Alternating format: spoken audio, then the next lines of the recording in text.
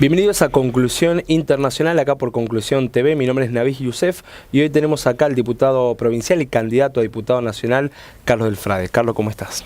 La verdad que un gustazo y muchas gracias por la invitación y la paciencia. Carlos, trabajás el tema del narcotráfico e incluso has trabajado desde el punto de vista del periodismo de investigación. Se habla de Argentina como Colombia y de Argentina como México. ¿Cuánto hay de esto de verdad y cuánto hay de esto de mentira, no? Yo creo que lo que primero hay que establecer es que el narcotráfico es uno de los negocios constituyentes del capitalismo y por lo tanto es constituyente de los estados capitalistas.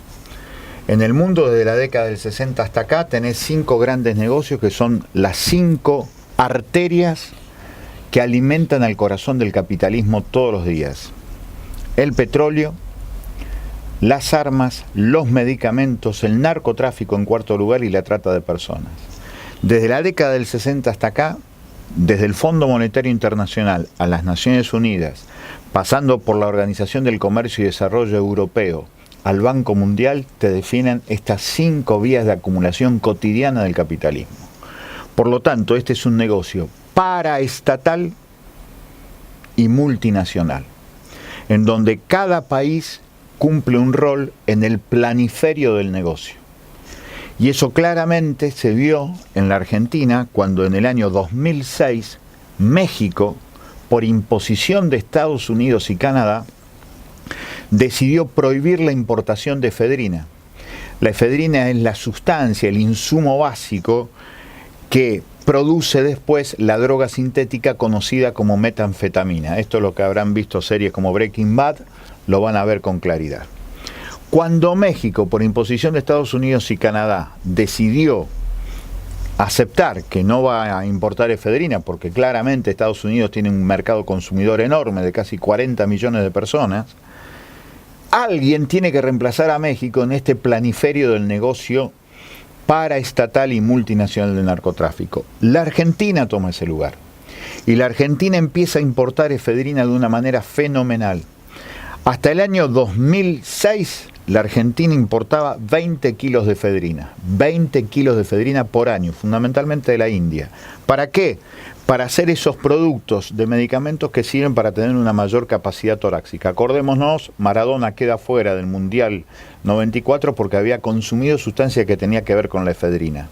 No porque de esa manera reemplazaba la cocaína, sino porque efectivamente querían ampliar su capacidad torácica. Esos 20 kilos de la Argentina pasan a ser 2 toneladas por año.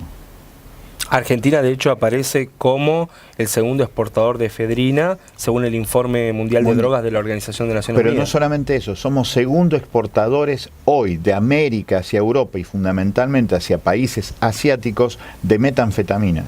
Ahora, hoy, yo hablo con funcionarios... Pero perdón, digo esto. Sí. ¿Cómo termina la historia? El secretario de Lucha contra el Narcotráfico, José Ramón Granero, hoy está procesado por haberle vendido 32 toneladas de efedrina a narcos mexicanos. Esto es una causa abierta hoy en la justicia federal.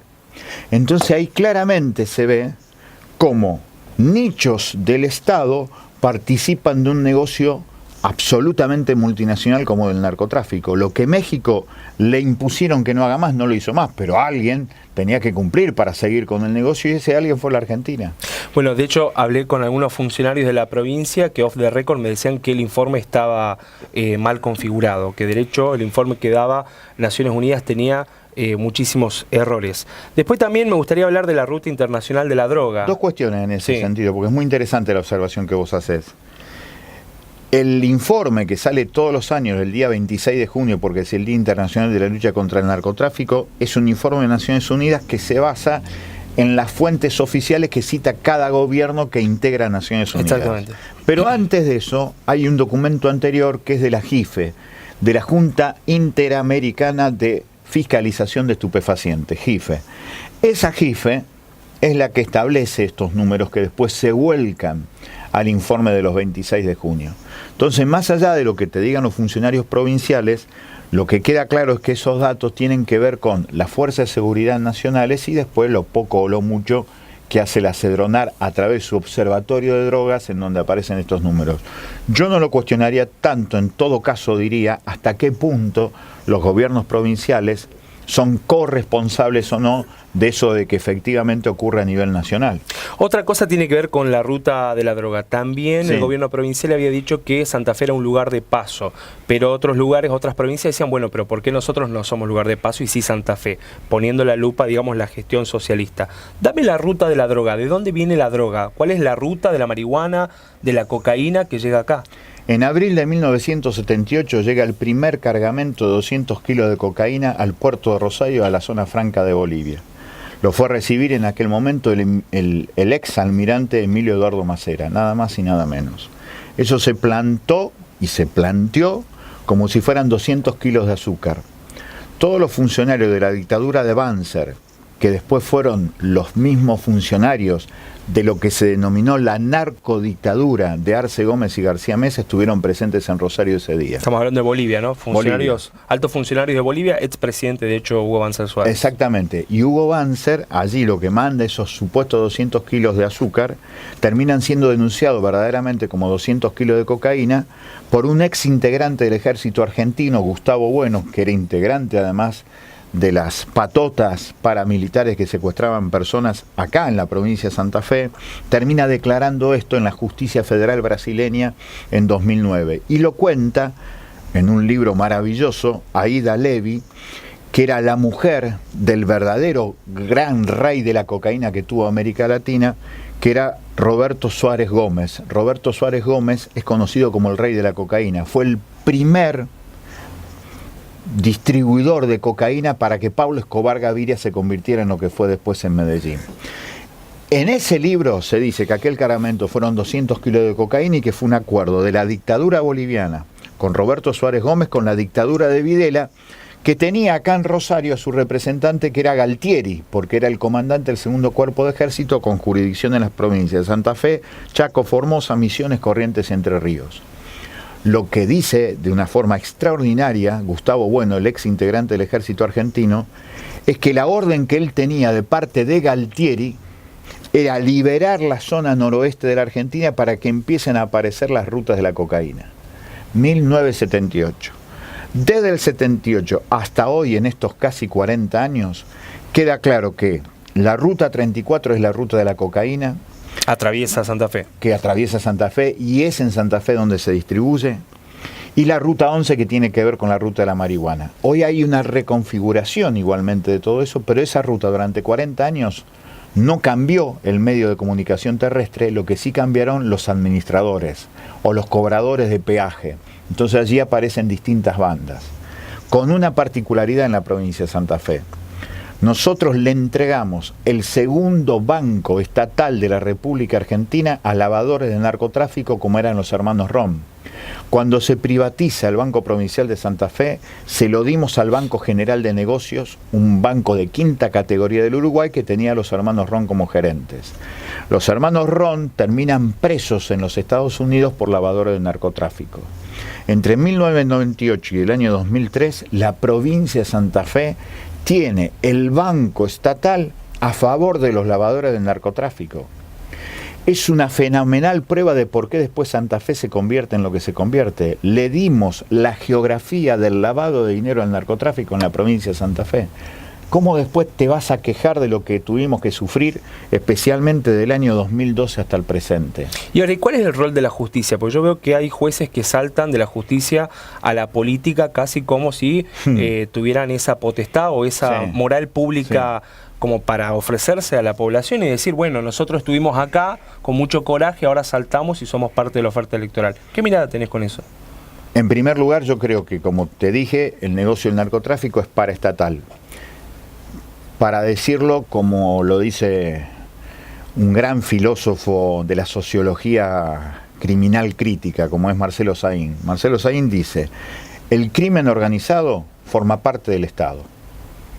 Es una frase muy fuerte que cuesta mucho aceptarlo. Uno cree que el Estado... Estamos hablando del director de la ex policía aeronáutica, el creador de la policía alguien que estaba dentro del circuito, ¿no? De los altos funcionarios. Y lo dice desde allí. Es impresionante lo que dice.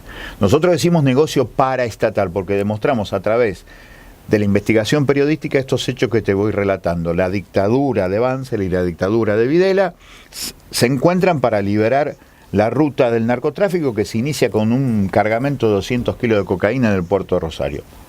Nichos corruptos de gobiernos estatales, dictaduras, pero son nichos corruptos. No dicen públicamente, nosotros traficamos cocaína. Lo hacemos y decimos que lo combatimos. Eso se mantiene hasta el día de hoy.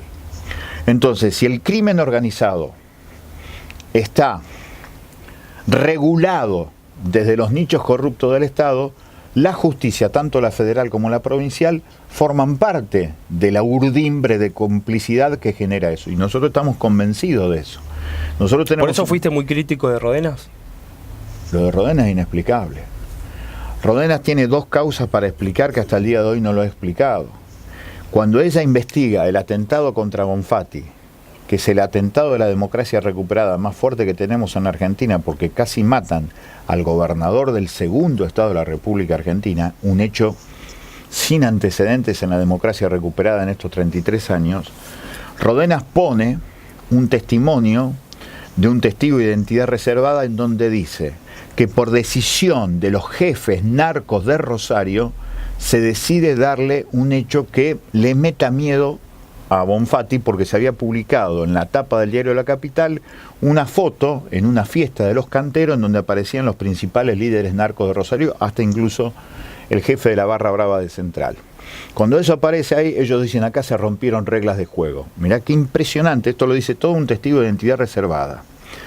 El folio 50, en donde termina la resolución de la doctora Rodenas, dice que el autor material e intelectual del atentado contra Bonfatti es Emanuel Pimpi Sandoval, un muchacho que en aquel momento tenía 22 años solamente. Nos toma el pelo a todos los santafesinos, porque si ella le dio verosimilitud a un relato de un testigo encubierto que le dice que fueron los jefes narcos los que cranearon, los que pensaron el atentado, ¿por qué después me toma el pelo diciéndome que un pibe de 22 años fue el que decidió atentar contra el gobernador de la segunda provincia más importante de la Argentina? Eso hubiera merecido por lo menos un tratamiento de pedido de juicio político. Nadie lo hizo, pero por lo menos que lo explique. Y si no lo explicó siendo jueza, lo tendría que explicar ahora que es diputada nacional. ¿Y por qué es elegida entonces? Por un montón de motivos que vaya uno a saber por qué el pueblo vota como vota y hace sus cuestiones. Yo lo que sí creo que estas cosas merecen ser explicadas, yo lo voy a seguir preguntando. Lo hicimos en el libro antes de que ella se haga candidata, lo hicimos en el 2014 cuando hicimos Ciudad Blanca, Crónica Negra, tomo 2. Se lo preguntamos a la propia jueza cuando ella nos envía esa resolución. Leemos esa resolución y se lo pregunto a ella y nunca más me contesta.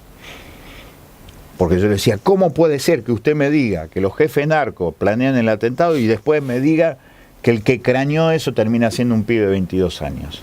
Nunca más tuve respuesta, hasta el día de hoy sigo repitiendo la pregunta. A lo mejor te la vas a encontrar en el Congreso de la Nación. Ahora, ¿por qué el Congreso? Desde allí, ¿qué se puede hacer para remediar estas cuestiones? En primer lugar, ponerle plazo a los jueces, basta de jueces eternos. Nosotros hablamos de revocatoria de mandato, es fundamental para cualquier institución de la democracia, y hablamos de un observatorio de las causas federales en las principales provincias argentinas vinculado con los tres grandes negocios del crimen organizado: narcotráfico, trata de personas y contrabando de armas. Tiene que haber un observatorio permanente, mensual, que las principales causas estén monitoreados desde el poder político y desde las cámaras de diputados y senadores, porque si lo hace solamente un poder ejecutivo es más fácil arreglar con un signo político que con todo lo que tenga representación parlamentaria. Por eso nosotros decimos, por ejemplo, la policía de la provincia de Santa Fe ya no alcanza claramente con que lo controle el Poder Ejecutivo. Tiene que ser un control bicameral para que todos los partidos políticos con representación tengamos responsabilidad directa. ¿Eso no desdibuja un poco la autoridad vertical que tendrían que tener? No, porque la autoridad vertical que debería tener es el poder político, y acá claramente el poder político de consenso entre todos tienen que manejar la policía. Es una gran responsabilidad. Hoy no hay consenso. No, no hay consenso, porque lo que hoy aparece en la provincia de Santa Fe, que en 19 departamentos, la unidad regional de cada departamento está dividida en dos. Una mitad de policía responde al senador departamental y la otra mitad responde al intendente o a la intendenta de la ciudad principal de cada departamento. Y así nos va. Te paso a crimen transnacional. Actualmente el Ministerio de Seguridad viene dando algún tipo de gacetilla a los medios masivos de comunicación donde dice que se está revisando antecedentes penales de inmigrantes que vienen de la Argentina, con lo cual daría la sensación de que nuestras fronteras están blindadas a este tipo de maniobras. Sin embargo, hace poquito tuve la oportunidad de pasar por tierra de Bolivia a la Argentina y no existe ningún tipo de ese control. O la gacetilla la venden muy bien, o hay algo que me está fallando. ¿Qué es lo que me está fallando? Hay algo que nos cierra. Hay algo que nos cierra. Yo lo que creo que en política comunicacional primero está la política, después la comunicación y en tercer lugar está la realidad. Entonces lo que aparece claro es la decisión política que tomó el gobierno de Macri y que ahora quieren imponer en la provincia de Santa Fe. El decreto 228, firmado el 21 de enero de 2016 por Gabriela Michetti, que es la vicepresidenta de la Nación, que en ese momento estaba a cargo del Ejecutivo porque Macri estaba de viaje, firmó un decreto que para nosotros es fundacional de esta época. Ellos declaran en emergencia la seguridad nacional, hablan del peligro colectivo del narcotráfico y de la necesidad de coordinar fuerzas de seguridad nacionales y provinciales en cada provincia argentina conflictiva. Es el mismo argumento con las mismas palabras con las cuales Álvaro Uribe, en octubre del año 2002, presidente inició de Colombia, el llamado Plan Colombia, que generó 600 millones de dólares durante 14 años de parte de los Estados Unidos, el involucramiento de las Fuerzas Armadas, incluso del Ejército, en las tareas de inteligencia, en lo particular y en cada territorio colombiano, en donde el resultado es hoy en Colombia 20.000 desaparecidos, chicas y chicos menores de 30 años, y el narcotráfico sigue siendo en Colombia el primer elemento de exportación, con lo cual el narcotráfico no fue derrotado, pero sí lo que se garantizó fue el control social sobre la pivada. Con los mismos argumentos y con las mismas palabras se genera en el año 2007 el Plan Mérida, el plan en México, en donde el ejército actúa sobre la cuestión del peligro colectivo del narcotráfico. ¿Cuál es el resultado? Tremendo, las cifras son brutales. Entre 60.000 y 80.000 desaparecidos se habla en México. Y el negocio narco crece, se diversifica en México. Y el tercer momento, que fue impactante en esto de la política, con la misma razón, emergencia en seguridad nacional, peligro colectivo del narcotráfico, coordinación de fuerzas federales y fuerzas regionales, el ejército, por orden de Lula, en su última parte de su último mandato, y la primera parte de Dilma Rousseff, con la excusa de cuidar la seguridad durante el Mundial de Fútbol 2014, el ejército a las favelas. Hemos visto el fin de semana el despliegue del ejército en las favelas de Río de Janeiro, de San Pablo, en donde el enemigo dice ser el narcotráfico y en realidad terminan siendo los pibes pobres. Brasil hoy, primer exportador de cocaína, segundo exportador de cocaína, primer exportador de metanfetaminas hacia Europa, con lo cual de nuevo hay más de control social que de combate al narcotráfico. Ahora vos vas a tener a Alejandro Grandinetti, diputado del Frente Renovador por la provincia de Santa Fe, al lado derecho de Sergio Massa, también el candidato de Un País, y ellos tienen una mirada con respecto al narcotráfico en donde las Fuerzas Armadas tienen que intervenir. Sí. ¿Qué posición tenés vos? Nosotros creemos que eso es fortalecer el control social, eso es querer que la Argentina no vuelva a enamorarse de la palabra revolución y por eso necesitan desaparecer a los pibes pintándolos de cualquier cosa, como Santiago Maldonado, por ejemplo, y que justamente lo que quieren es eso, el control social de la pibada y no la discusión en serio. Por eso en la provincia, lamentablemente, lo que se quiere hacer es lo que dice el imperio, que es la desfederalización del delito narco, lo que se conoce hoy como la ley de narcomenudeo, la 26.052, que puso Felipe Solá cuando era gobernador de Buenos Aires en el año 2005, que hoy está en 5 provincias en la Ciudad Autónoma de Buenos Aires, con un resultado terrible. Se duplicó la cantidad de gente que está en las cárceles, hay hacinamiento, hay de todo y el negocio narco sigue creciendo. Pero sin embargo, ese es el discurso hegemónico, es el discurso de la DEA, es el discurso del FBI, por eso nosotros decimos, esta es una fase superior del imperialismo, la lucha contra el narcotráfico a través de la ley del narcomenudeo, del peligro colectivo del narcotráfico, de la intervención del ejército en problemas internos, es una fase superior del dominio del imperio en América Latina. Lo estamos denunciando permanentemente. Ahora, y en medio de este lío aparece un diputado provincial que me parece que es algo inédito, realiza una denuncia penal al presidente. Sí. Explícame qué pasó ahí, ¿de qué me perdí? No, no te perdiste de nada. La resolución número 37 del 31 de enero del 2017 hace que el gobierno de Macri resuelva que el Estado ya nunca más controle lo que entra y lo que sale de las bodegas de los barcos de los puertos argentinos. Esto generó como respuesta que hace 2 semanas atrás del puerto de Bahía Blanca saliera 1 tonelada de cocaína que fue denunciada en Canadá cuando llegó al puerto de Ontario. Mirá vos lo que significó. La resolución 37 habilitó para que se exportara 1 tonelada de cocaína. Eso es por el retiro del SENASA del control de los puertos, con el argumento que así se agilizan los negocios de los privados, que es una de las principales banderas del macrismo. Lo que sirvió es para exportar 1 tonelada de cocaína. ¿Dónde entra Macri acá? En la resolución 37, en donde dice basta del Estado controlando los puertos, que entre y que salga de los puertos lo que quieran las multinacionales que manejan los puertos, entre ellos 1 tonelada de cocaína. Yo me pongo de abogado del presidente diablo, Macri, sí. Y te digo, bueno, en realidad lo que está haciendo del Frade es ubicar las cámaras para su lugar, con oportunismo político, aprovechando la situación para instalar su discurso. Sí, sí. ¿Qué me decís? Que yo tengo la oportunidad de ser candidato, entre otras cosas, más que el oportunismo. Y esto lo vengo diciendo desde que empezamos a escribir del narcotráfico. El primer libro lo sacamos en el año 2000 y estamos denunciando esto hace 17 años.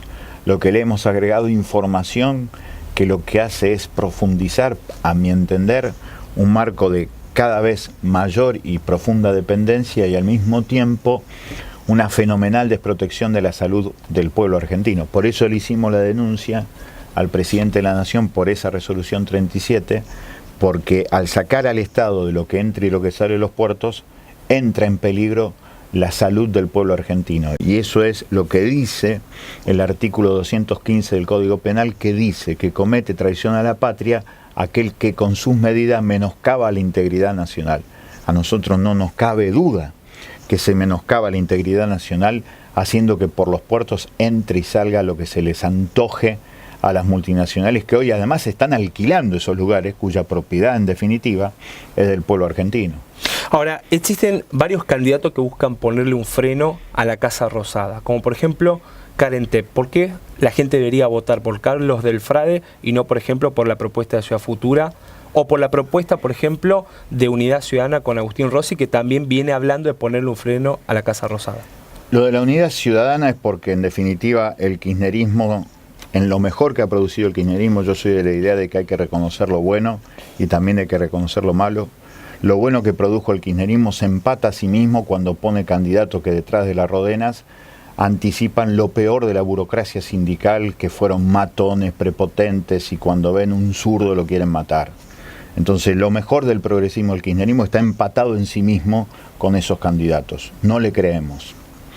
Y lo que produce la lista de Karen es una idea de transparencia, de democratización, pero no lo hemos visto ni trabajar ni denunciar ninguna de las causas estructurales que le producen dolor al pueblo de la ciudad de Rosario. ¿Qué estuvieron haciendo? No lo sé. Lo que yo he visto en el Consejo Municipal de Rosario, nada estructural de lo que debe debatir Rosario, si es ciudad portuaria, si es ciudad obrera, si hay delito de guante blanco a través del lavado de dinero, lo que es el lavado de dinero en el fútbol, la prostitución, la trata de personas. No hemos visto nada que tenga que ver con la denuncia de esa situación. Sí hemos visto, y se han caracterizado y lo han presentado muy bien, la idea de la transparencia y la idea, por ejemplo, de esto, de la necesidad de que la mujer tenga un rol protagónico. Eso está muy bien. Ahora, nosotros creemos que eso es más formalismo que discusión estructural de la realidad argentina, santafesina o rosarina. Nosotros vamos más a fondo. Esa es la idea. Somos más difíciles de digerir, eso también lo tenemos claro. Y nos da la sensación que eso genera, para aquel que quiere que todo el gobierno se lo dé servido, no nos vote a nosotros. Nosotros lo que queremos es protagonizar una pelea en serio por la discusión estructural en la Argentina, en la provincia y en Rosario. ¿Estás familiarizado con Twitter? Poquito. ¿Poquito? Poco. Bueno, y te nada. ofrezco en 140 caracteres, Sí. Me definís a la persona que te voy a decir. Dale. Santiago Maldonado. La expresión de la lucha por la propiedad de la tierra. Patricia Bullrich. Agente del imperio. Cristina Kirchner. una mujer muy inteligente y por lo tanto me gustaría una autocrítica. La última consulta, escribiste Radiografía del Narco 2. Sí. ¿Qué tenemos que encontrar ahí? La megacausa de Rosario. Analizamos en profundidad lo que llevó adelante el fiscal Narvaja, en donde por primera vez hizo un allanamiento en el diario La Capital. Eso, ¿por qué mencionas La Capital? Porque es un gran medio de comunicación al cual la gran dirigencia política de la ciudad y de la provincia le tiene tanto miedo que generó que cuando Lichi ratificó a 10 fiscales no lo ratificó a Narvaja porque justamente a Narvaja se le ocurrió allanar el diario La Capital. Carlos, muchas gracias. A ustedes. Carlos Del Frade, diputado provincial, candidato a diputado nacional, acá en Conclusión Internacional Sin Filtro. Nosotros nos volvemos a encontrar en el próximo capítulo.